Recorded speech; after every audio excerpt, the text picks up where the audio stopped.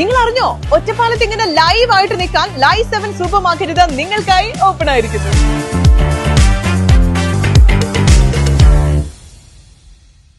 ദീർഘനാളത്തെ കാത്തിരിപ്പിനൊടുവിൽ ഒറ്റപ്പാലം താലൂക്ക് ആശുപത്രിയിൽ blood bank ആരംഭിക്കും. നടപടികൾ അവസാന ഘട്ടത്തിൽ എത്തിയതായി ആശുപത്രി സൂപ്രണ്ട്. ഒറ്റപ്പാലം താലൂക്ക് ആശുപത്രിയിൽ ബ്ലഡ് ബാങ്ക് എന്ന് വരുമെന്ന ചോദ്യങ്ങൾക്ക് ഉത്തരമെത്തി. കേന്ദ്ര സർക്കാർ അനുമതി ലഭിക്കുന്നതോടെ 1 മാസത്തിനകം ഒറ്റപ്പാലം താലൂക്ക് ആസ്ഥാന ആശുപത്രിയിൽ ബ്ലഡ് ബാങ്ക് ആരംഭിക്കാൻ കഴിയുമെന്ന് താലൂക്ക് ആശുപത്രി സൂപ്രണ്ട് ഡോക്ടർ ഷിജിനാളൂർ അറിയിച്ചു.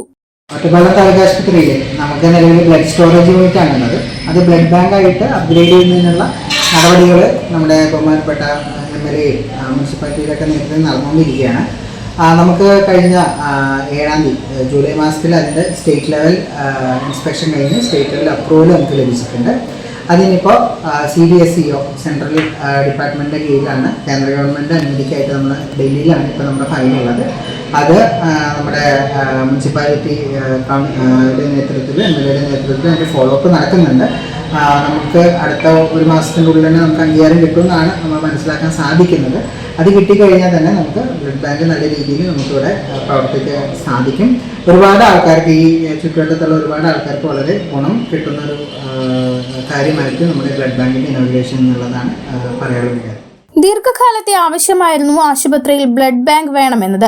5 വർഷത്തോളമായി ഇതിന്റെ നടപടികൾ ആരംഭിച്ചിട്ട്. അതുമാത്രമല്ല, ഒറ്റപ്പാലം മണ്ഡലത്തിന്റെ ആപ്പിൽ ബ്ലഡ് ബാങ്ക് ഫീച്ചർ അടക്കം സെറ്റ് ചെയ്തുകൊണ്ടാണ് ആപ്പിന്റെ പുതിയ പതിപ്പ് ഇറക്കിയിരിക്കുന്നത്. ഈ ആപ്പിലൂടെ ബ്ലഡ് ഡൊണേറ്റ് ചെയ്യാൻ ആഗ്രഹിക്കുന്നവർക്ക് രജിസ്റ്റർ ചെയ്യാനും ബ്ലഡ് ആവശ്യമുള്ളവർക്ക് അത് സെലക്ട് ചെയ്യാനും സാധിക്കും. ഈ സജ്ജീകരണങ്ങളൊക്കെ ഉണ്ടെങ്കിലും ബ്ലഡ് ബാങ്ക് സംവിധാനം മാത്രം നിലവിൽ വന്നില്ല. ബ്ലഡ് ബാങ്ക് വരുന്നതോടുകൂടി വളരെ കാലത്തെ ആവശ്യം നിറവേറും.